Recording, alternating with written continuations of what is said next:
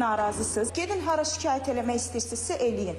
Biz sizə məcbur qolunuzdan tutub gətirmişik. Mövcud vəziyyətlə bağlı Əfsanə Qasımlı ilə əlaqə saxladıq. Deməmişik ki, kasma kalırsan, içine pul gelir, ne bileyim ben. Elə zaten olsaydı hamı milyoner olardı. Hal-hazırda Könül Həmzəyeva tərəfindən qurulan oyunun içərisindəyəm. Yaxşı, bu pasiyentin şikayəti varsa, nəyə görə gəlib mənə demir? Yenə də deyirəm ki, paylaşmaqda çox sevinərəm. Yəni, araşdırsa siz görərsiniz ki, özünüz mən necə insanım. Məsələ ilə bağlı Daxili İşlər Nazirliyinin mətbuat xidmətinin əməkdaşı Lumi İsrəfilli bildirdi ki, qeyd olunan xüsusatlarla bağlı ərazi üzrə polis orqanında araşdırma aparılır.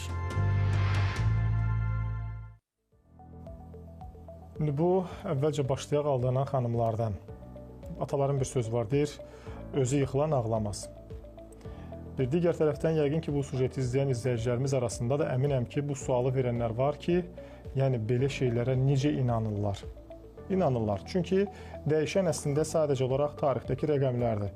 İnsan beyni isə elə 100 il əvvəlki kimi davam edir. Yəni, daha əvvəl onu falçı adı ilə alladırdılar.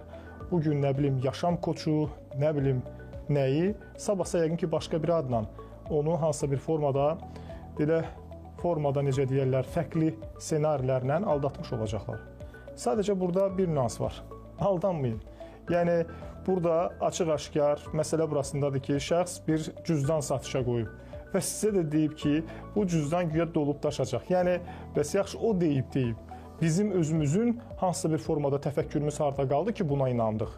Sizcə, yəni, işləmədən, eləmədən bir cüzdanı bir yerə qoysaq, o öz-özünə dolub daşa bilərmi? Yəni, nə baş verir? Və yaxud da ki, nə bilim, gedib orada şadlıq evində ürəyi getmək, ağlamaq, nə bilim, yəqin ki, o şadlıq evi həyatında heç vaxt bu cür bir səhnəyə şahidlik eləməmişdi. Ki, bu da bir sosial şəbəkələrdə bir xeyli müzakirələrə səbəb olmuşdu. Məsələn, xanımlardan müsahibə götürmüşük. Biri deyir, falçıya inanıram, biri deyir, enerjiyə inanıram. Yəni, enerji də bu təzadıdır. Yəni, bu falçılığın, nə bilim, baxmağın başqa bir variantıdır. İndi ola bilər ki, mənim fikrimlə kim nəsə razılaşmaya bilər, amma bunu hara, hansı istiqamətə aparsaz, gəlib yenə eyni nöqtəyə çıxacaq. Baxacaq ki, elə kimsə adını enerji qoyub, hansısa bir formada, mən falçı deyiləm, mən enerji ilə məşğulam deyib, bax, bu cür müştəri toplayacaq.